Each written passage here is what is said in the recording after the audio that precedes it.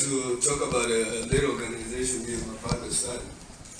And yeah, it's called Foundation for Africa Circular Economy Development. Because we actually happen to be in Zambia at the same time. We are both from Zambia. We both live in Denmark. So we were visiting Zambia at the same time. He was actually writing his thesis. So while we were there, I was like, let me help you with the research. While we did the research about waste management, we saw this problem whereby in some areas, children lack like basic needs, you know. We've been talking about education, entrepreneurship, and all that, but if you note equality, that was the one. Like, but if you are not growing up with that confidence, you know, it's hard for you to just push in and, you know, even though you have a great idea or anything like that. So we're trying to use waste to provide some of these solutions to these kids so that they can be able to have some facilities that we have access to here in Europe. And the whole concept is also about, when we talk about organizations being socially responsible, it's also about getting them from the linear economy that we usually do, whereby when you buy something, you know, when the next iPhone 7 come out, everybody gonna throw out the iPhones they have now and just get a new one without even thinking about it and stuff. So we're thinking of a circular, whereby when you are from the designers, this is a concept that should be started from the designers. When you're designing a product, you should think about the chain it's going to go through and how many people it can help through the circular system, you know. So it's not just about using and throwing, it's also about using and be able to maybe remake it in a way so that it solves another problem you have. And our focus right now is in waste innovation, and that we have developed concepts whereby we can make play parks for children in like underprivileged neighborhoods.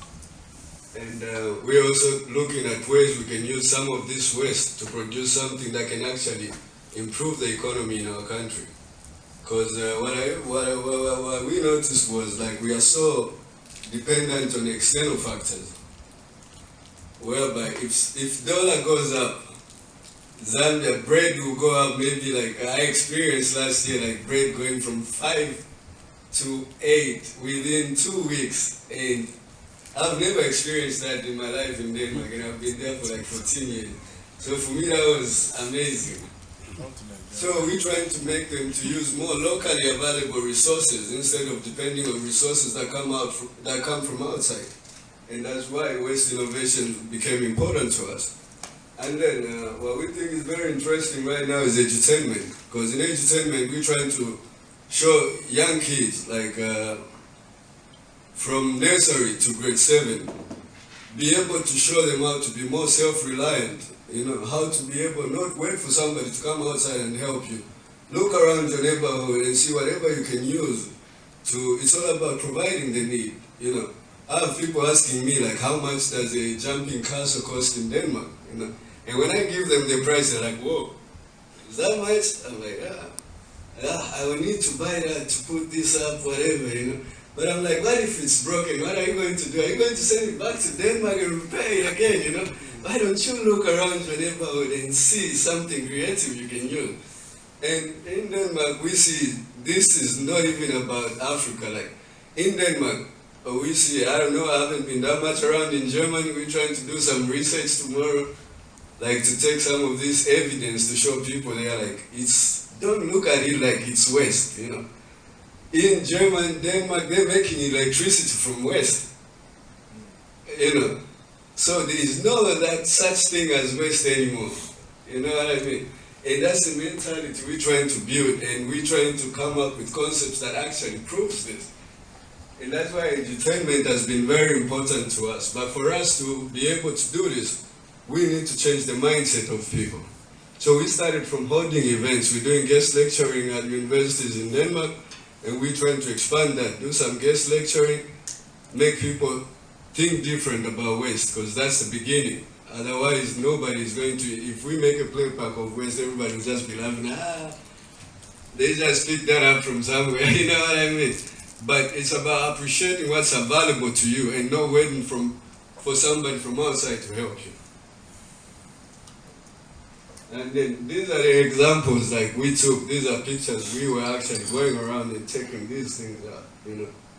And for example, you've got like drainage problem, which we caused ourselves because the tire didn't just run in the drainage, somebody threw it there, you know.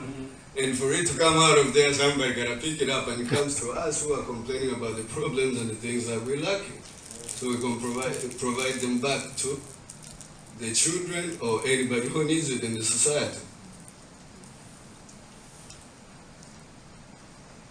Yeah, they already have a lodge. The lodge is in Zambia, but it's exclusive, you know.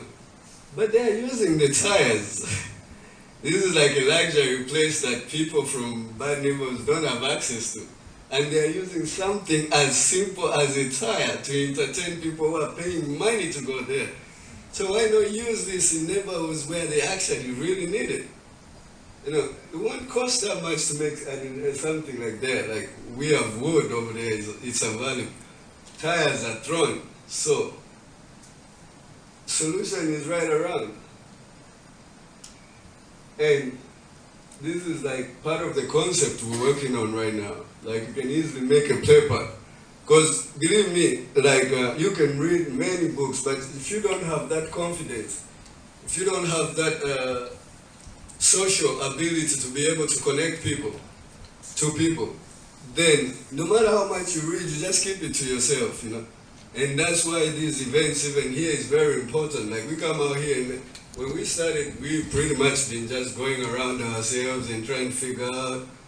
But when we come out here and see people like you, people who have really dedicated themselves to making a change, that builds confidence. That makes somebody want to work harder, you know.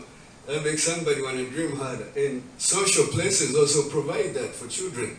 When you can come out, play with other children, you learn more about yourself. It stimulates you, makes you want to even do other things, you know. It's not just about playing around. It even makes you want to have that competitive ability to be able to stand out there wherever you go. Other than if you come out here and you are shown a toy and you never played around, already right there it's like, oh, I'm lost, there's something I don't know out here. But if you have that confidence to be around others, you're always going to find your way to rise above and go for the next or make a change that yourself